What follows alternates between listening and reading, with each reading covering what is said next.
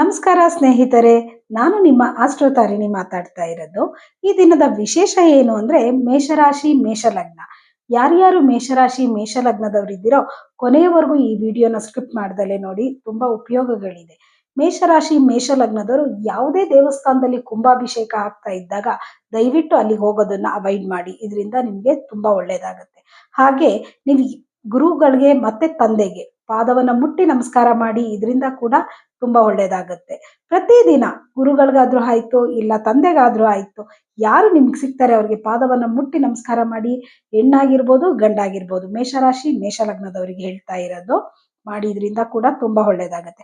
ಹಾಗೆ ಪ್ರತಿ ವರ್ಷಕ್ಕೊಮ್ಮೆಯಾದ್ರೂ ನೀವು ಪಳಿನಿಯಲ್ಲಿರ್ತಕ್ಕಂಥ ಸುಬ್ರಹ್ಮಣ್ಯನ ದೇವಸ್ಥಾನಕ್ಕೆ ಹೋಗಿ ಅವನ ಆಶೀರ್ವಾದವನ್ನ ತಗೊಂಡ್ ಬನ್ನಿ. ಇದರಿಂದ ಕೂಡ ಒಳ್ಳೇದಾಗತ್ತೆ.